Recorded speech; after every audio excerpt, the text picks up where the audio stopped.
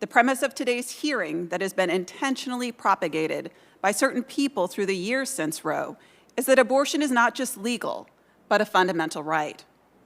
I'm here today, however, to challenge that premise with personal experience, professional knowledge, and expand upon this narrative to ensure the committee responsibly considers additional information.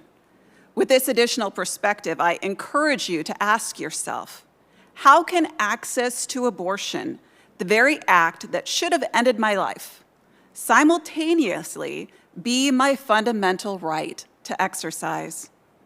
Life is the foundation of all other rights.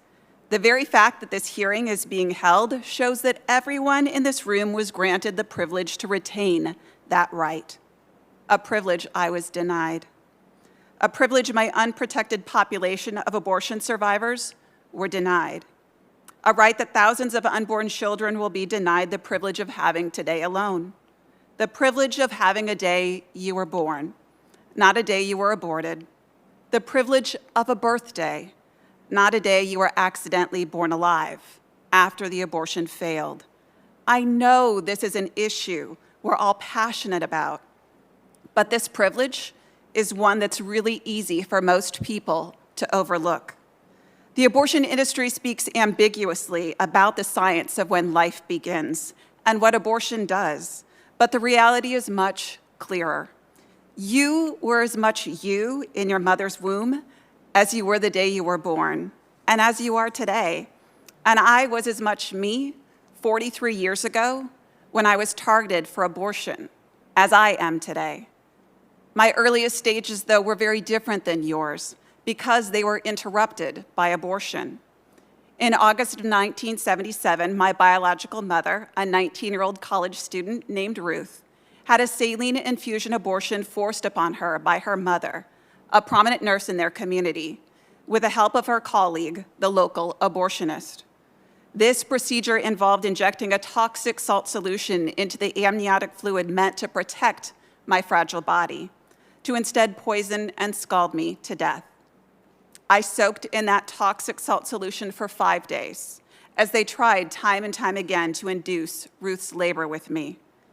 When I was finally expelled from the womb on that 5th day, my arrival into this world was not so much a birth, but an accident, a live birth after a saline infusion abortion. My medical records state a saline infusion for an abortion was done, but was unsuccessful. Another record identifies a complication of Ruth's pregnancy as that saline infusion abortion. My medical records reflect the doctors initially suspected I had a fatal heart defect because of the amount of fetal distress I presented with. My grandmother demanded that I be left to die, but I am grateful for the nurse working that day who was unwilling to do so and rushed me off to the NICU. Before you vilify my grandmother for that demand, note that I've learned from 2 nurses that that was common practice at St. Luke's Hospital. I know that it was common practice for children like me who survived abortions to be placed in the utility closet, to be left to die. This was not an isolated incident. This was common practice.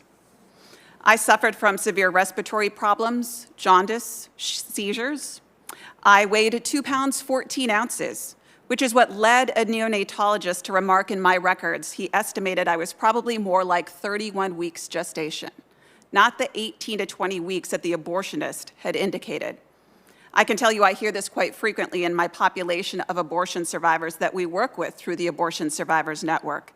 Many survivors are alive, like me, because they were much more gestationally advanced than the abortionist assessed. This is not a thing of the past. In fact, I'll share just one example of this that occurred last spring. An abortion was performed on a young woman, with the abortionist indicating he estimated her to be about 19 to 20 weeks pregnant.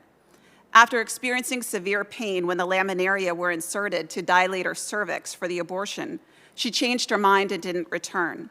Her labor continued to progress, however, and her baby was born at approximately 25 weeks gestation. That survivor is still alive today. All abortion survivors' stories are critically important. We're citizens of this country who were denied their basic right to life. We're members of a marginalized, unprotected population that continue to experience trauma.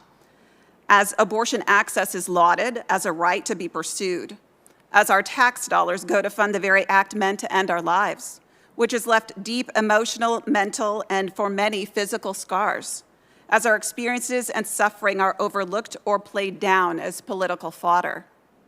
Every story is important. Every experience deserves to be heard. However, when we hear stories about abortion, the narrative is woefully one-sided.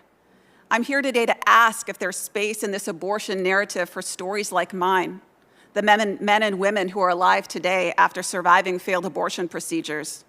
Is there space in the abortion narrative for stories like my birth mothers, women who have been coerced or forced? Is there space for mothers who experience failed abortions?